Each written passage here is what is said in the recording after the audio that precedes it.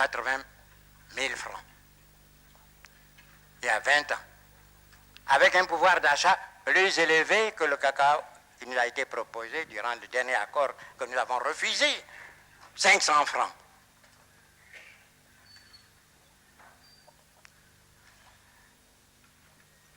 Nous sommes les plus faibles. Après des mois et des mois de discussions, non pas seulement au niveau du marché commun, mais il s'agit d'un problème mondial, donc au niveau de la CUNCED, nos propositions ont été refusées. Les grands courtiers ont imposé leur prix. Qu'est-ce que nous leur avons demandé à partir du moment où eux-mêmes ont fixé un prix qui ne rémunère pas le travail du paysan? Que ce prix minimum nous soit garanti durant une campagne. Et le drame que nous vivons, pendant encore longtemps, nous serons obligés de confectionner nos budgets, d'assurer donc le fonctionnement de nos États à partir des recettes d'exportation de nos matières premières. Je prends un exemple. La Côte d'Ivoire est parvenue à un tonnage global de près de 800 000 tonnes entre le cacao et le café. Il y a 2 ans, on nous payait au minimum 1000 francs le kilo, soit une recette de 800 milliards. Brutalement, on nous réduit de moitié et nous perdons 350 à 400 milliards. Quel est le pays industrialisé qui, voyant ses recettes diminuer de moitié, pourrait fonctionner sans qu'il y ait de plus grave ne se produise dans le pays? Voilà la situation. Quel remède? Nous dénonçons à longueur de journée cette situation que nous impose non pas des gouvernants, des responsables, mais le monde économique et financier puissant, apparemment irresponsable. Nous ne faisons que pleurer. Je ne sais pas si on essuiera nos larmes, mais nous avons trouvé beaucoup de compréhension auprès du président de la République française. Mais je vous dis, pour terminer, nous n'envisageons qu'une seule solution. À terme, tant que nous continuerons à vendre de minerais de fer, de bauxite, de cuivre, tant que nous continuerons à vendre des produits agricoles bruts, nous subirons la loi des intermédiaires. Nous demandons aux pays industrialisés, notamment à la France, de servir d'intermédiaire, d'avocat auprès des autres Européens. Parce que quand on parle nord-sud, c'est bien l'Europe et l'Afrique. Nous leur demandons de nous aider à former nos cadres. On parle de transfert de technologie. Nous refusons ce terme. On n'a jamais transféré la technologie. On n'en a pas transféré au Japon. On forme les cadres techniques, scientifiques qui, sur place, transforment leurs matières premières. Alors, voyez-vous, nous sommes extrêmement patients, mais des patients actifs. On peut retarder le progrès, on ne peut pas supprimer le progrès. Nous avons la certitude que dans 20 ans, 30 ans, 40 ans, au plus, qu'est-ce 40 ans dans la vie des peuples quand le monde compte des milliards d'années d'existence? Nous aurons des hommes capables de transformer nos matières premières. Quand nous aurons à discuter en ce temps-là, quand ils auront à discuter en ce temps-là du coût de l'acier, non pas de minerais de fer, bien alors, il y aura un langage qui sera compris, le langage de l'intérêt commun. l'Europe doit comprendre la nécessité d'aider l'Afrique.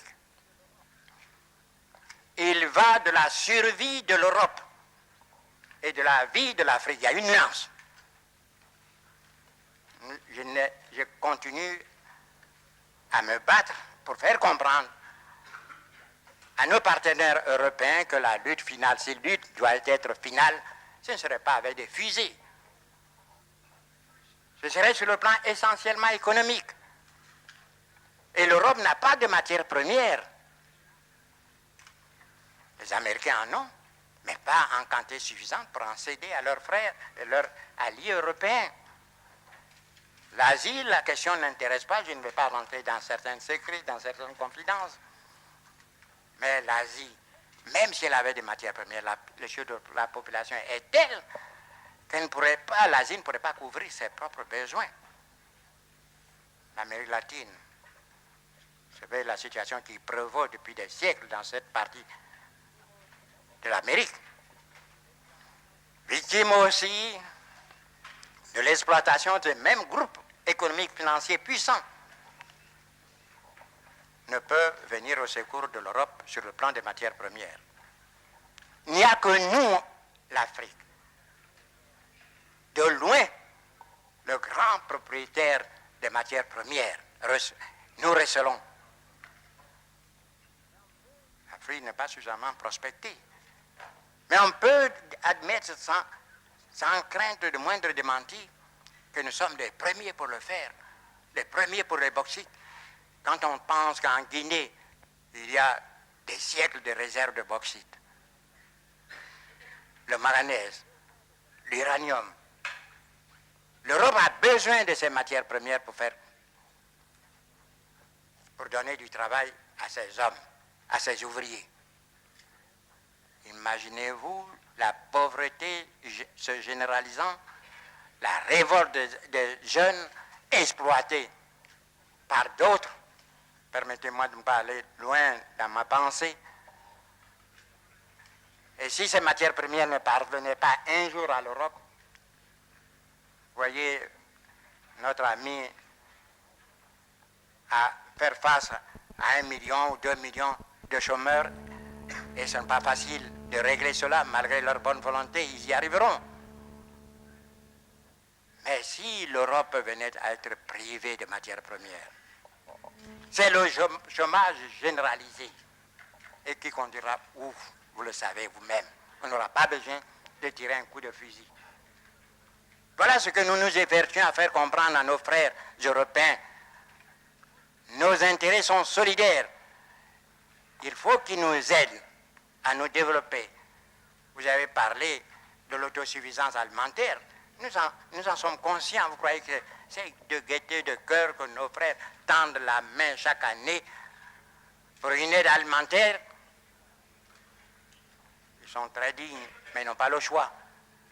Je l'ai dit en Côte d'Ivoire, et c'est la pensée de jour qu'on récite chez moi, l'homme qui a faim n'est pas libre. Et c'est vrai. Nous avons quitté la dépendance coloniale. Mais après 20 ans, nous pouvons faire le point. Pour l'essentiel de notre existence. Pour la nourriture, pour beaucoup. Pour nos soins médicaux. Pour notre éducation. Bref, pour tout ce qui permet l'épanouissement de l'être humain, nous sommes obligés, il faut le reconnaître, de nous adresser à nos anciens colonisateurs. Vous ne croyez pas que nous soyons conscients de cette triste situation? Nous voulons nous évader de cette situation-là et nous demandons à ce qu'on nous aide. Nous avons des hommes qui veulent travailler parce qu'il est nécessaire pour eux, pour leur existence, pour leur vie et même peut-être survie, de travailler. Mais il faut qu'on nous aide. Nous ne demandons pas l'aumône. Nous ne sommes pas une sorte de mer morte qui reçoit l'eau du Jourdain sans rien laisser passer. Voyez-vous, nous parlons avec beaucoup d'images. Et voudrez-vous que je vous dise ceci pour conclure? Chez nous, on dit qu'il faut que vous nourrissiez votre enfant. jusqu'à ce qu'il ait poussé des dents, afin qu'il vous nourrisse quand vous aurez perdu les vôtres.